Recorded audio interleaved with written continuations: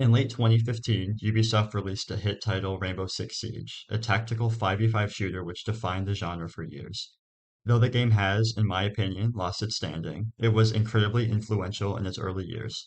Part of what made the game interesting and kept players coming back was its implementation of games as a service, where events would take place in conjunction with content updates 4 times a year.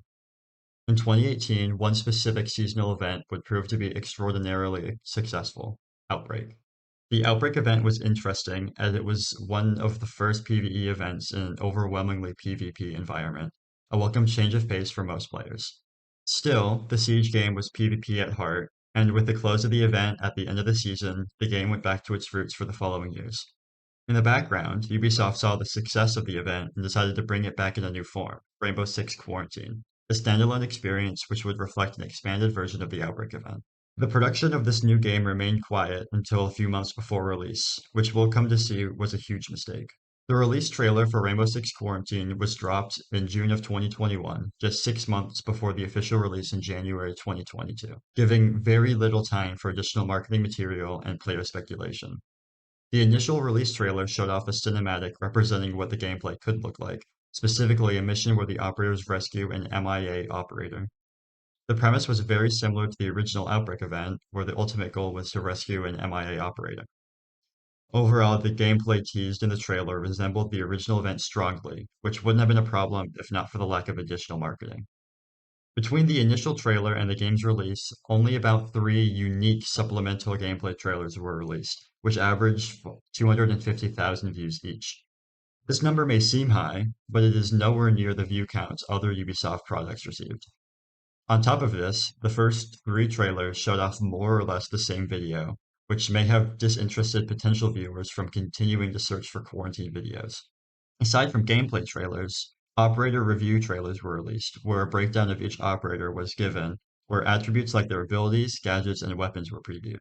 Again, this type of marketing sounds great, but when viewed as a whole, could not have been a larger waste of time. Unfortunately, I was and still am an avid Rainbow Six Siege player, and I remember the time when Quarantine was coming out. Advertisements for the game littered the Steam page, the game's homepage, and even the item shop. It was made very clear that this new game was being advertised to current Siege players, which made a lot of sense on paper. Siege players loved the Outbreak event that inspired this game. Of course, they'll love the new game. At risk of sounding like a broken record, this sounds good. The players are already familiar with the concepts of the game, the operators, and the gadgets, plus they've proven to love the gameplay loop. Unfortunately, as I mentioned before, Siege is a PvP game at heart, and Siege players love the competition between players. PvE simply is not what the player was asking for. I vividly remember my Siege playing friends excited that the Quarantine event was releasing soon, entirely believing that this new game was simply an extension of the previous event, something Ubisoft had done before and has done since. Siege players were uninterested in paying for a new game with a genre they were unfamiliar with and were not excited for. Layered with marketing miscommunication, a lack of market research, and a small reach, the target audience simply never wanted to buy this new game.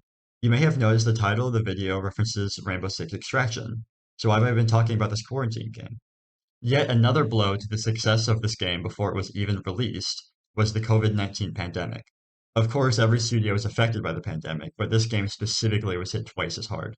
In an attempt to remedy the virus, governments around the world issued a quarantine notice, which was broadly unpopular with the masses.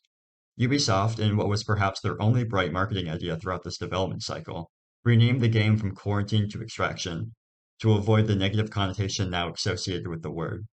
Of course, this meant that any marketing done before this name change had to be changed, and some audience may get lost in the change.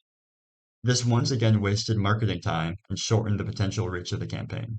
The final blow to this game was the Ubisoft executive decision to stick it to the man, which in game development terms meant shoot yourself in the foot. Any gamer unfamiliar with Steam is not old enough to play a Rainbow Six game. Everyone in their target audience utilized Steam as their main game launcher, and Ubisoft was tired of paying out 20 to 30% of their sales to Steam. Possibly the worst decision ever made, Rainbow Six Extraction was not placed on Steam on release day, or even release year for that matter. PC players attempting to play Extraction would have to use either the Epic Games launcher or the proprietary Ubisoft Connect launcher, which I know from Steam sales statistics was the reason a large number of players never picked up the game on release. After the game was re-released on Steam a year and a half later, anywhere from 90 to 250,000 additional users bought the game. At this point, the game service had already been announced to end, cutting off any help this great game would see any additional content, ensuring a dwindling player base for the remainder of its short lifespan.